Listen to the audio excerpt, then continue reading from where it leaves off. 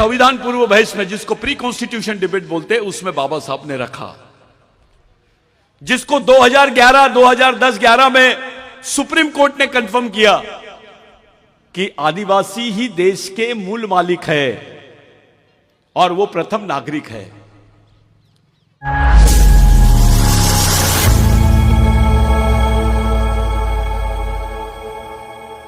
साथियों,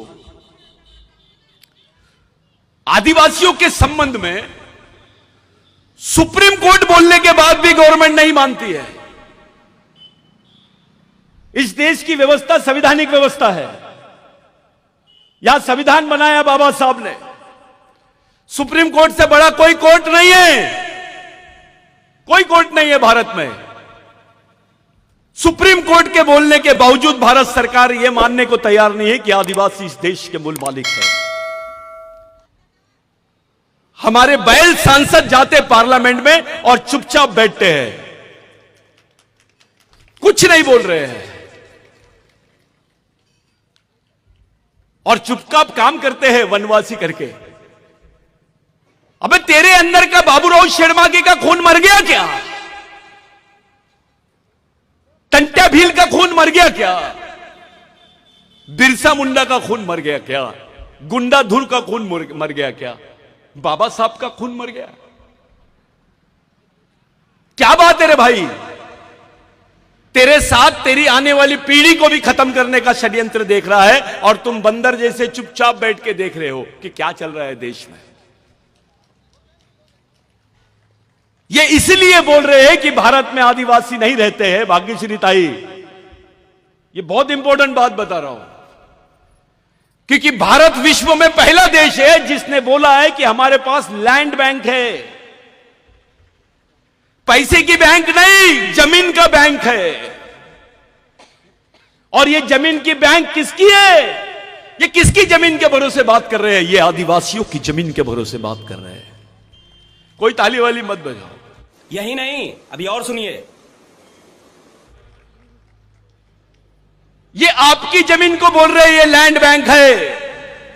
अभी आपके पास 25 एकड़ है, 10 एकड़ है, 15 एकड़ जमीन है। जिस दिन बोल देंगे भारत में आदिवासी नहीं रहता है, ये बात अप्रूव्ड हो गई, तो आपकी जमीन जिसका कानून बनाया गया था बिरसा मुंडा के आंदोलन की वजह से, जिसमें 1 लाख लोग मारे गए थे। सेकेंड वर्ल्ड वॉर में इतने लोग नहीं मारे गए जितने बिरसा मुंडा के आंदोलन में मारे गए। जमीन की लड़ाई थी वो। बाबूराव शेरमाके की भी लड़ाई जमीन की थी। अहिरी से उस तरफ रामाकुंडम, गढ़चिरौली, चंद्रपुर, आदिवासी औरतों को ब्लाउज नहीं पहनने दिया जाता था। अपना छाता नहीं ढाक सकते थे वो ढाकने के लिए भी टैक्स देना पड़ता था, क्योंकि व्यवस्था ब्राह्मणवादियों के हाथ में थी। राजा भले आदिवासी था। समझ रहे हो?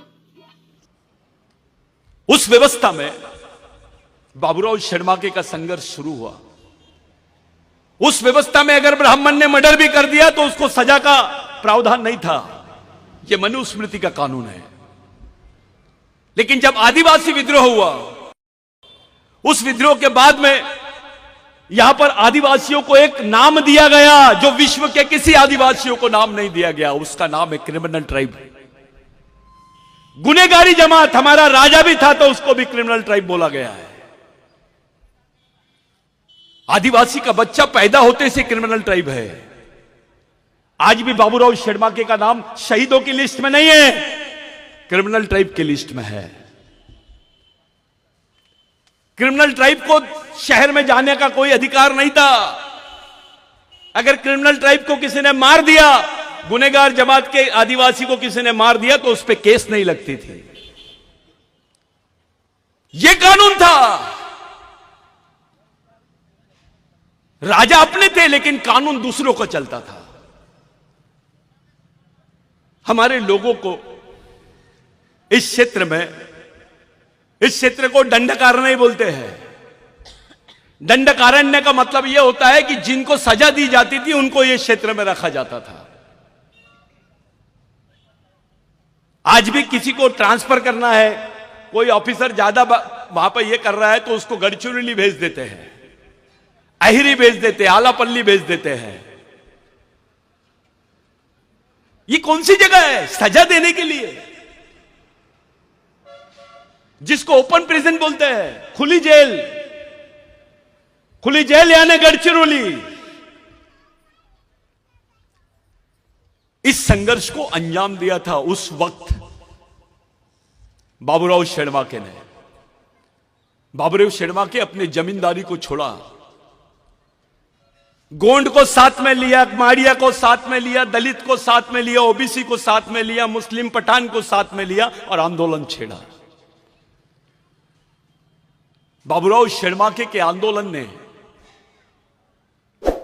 ये जो पश्चिमी क्षेत्र है चंद्रपुर तक, वहां के दलित के पास, आदिवासी के पास, ओबीसी के पास, मुस्लिम के पास जो जमीन आई है वो बाबूराव शेड़माके के आंदोलन की वजह से आई है। उस आंदोलन के बाद ही तुमको सरकार ने जमीन के पट्टे दी। 1911 के पहले के रिकॉर्ड चेक कर लो। तुम्हारा भगवान कौन है?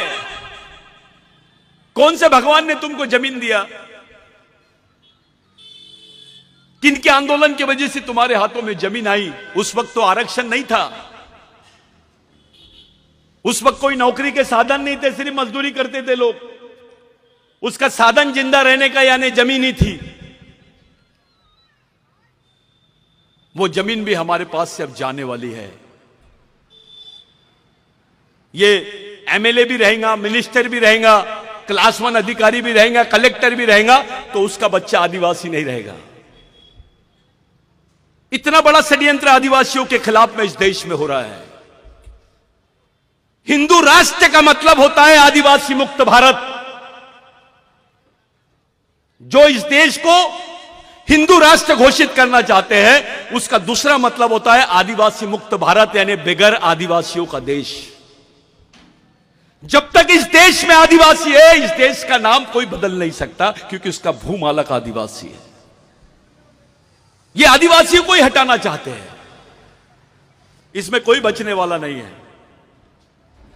हमारे लोग कभी बोलते हैं ये एमएलए ने काम नहीं किया, वो एमएलए ने काम नहीं किया, वो देख नहीं रहा।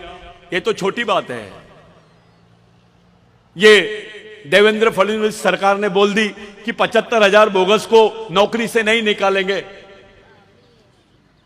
75,000 बोगस को नौकरी से नहीं निकालेंगे, ये स्टेटमेंट दिया तो हमारी आंख खुल गई। ये तो गलत बोल रहा है। तो पहला सवाल तो ये 75,000 बोगस आदिवासी कैसे बने? इनके पास सर्टिफिकेट किसने दिया? इसके बारे में कोई बात नहीं करता है। एक ऐसा आदमी जो तुम्हारी सर्टिफिकेट लेता है, जाति का दूसरा प्रमाण पत्र बना के झूठा प्रमाण पत्र बनाता है, ऐसे, और वो तुम्हारे नौकरियां लेता है, उसका उपभोग करता है, ऐसे आदमी को तुम लोग बोगस आदिवासी बोलते हैं। लेकिन तुम्हारे समाज में ऐसा आदमी भी है जो तुम्हारा ही आरक्षण लिया है, कलेक्टर बना है, मिनिस्टर बना है, आमदार बना है, जिला परिषद सदस्य बना है, डॉक्टर बना है, इंजीनियर बना है, और समाज के बारे में नहीं सोचता है।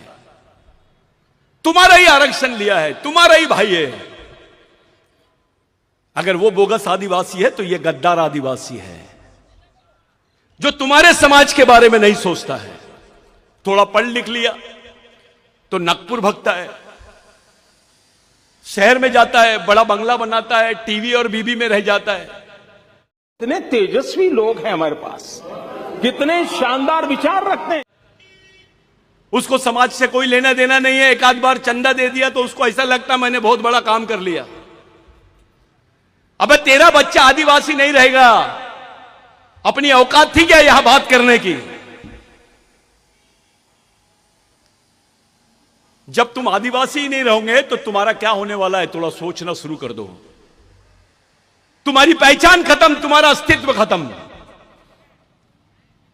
जैसे अंडमान निकोबार में आदिवासियों को देखने जाते ताई और ऐसे ब्रेड के टुकड़े फेंकते हैं। वो बच्चे बिगर कपड़े पहने नंगे हमारे आदिवासी लोग आते हैं सामने, जैसे जानवर को रोटी देते हैं। उसको म्यूजियम बोलते हैं, आजाब घर बोलते हैं, कि बताते देखो ये ऐसे आदिवासी है। ये गढ़चिरौली में भी चल रहा है। गढ़चिरौली में आदिवासियों के नाम पर इंटरनेशनल फंड आता है।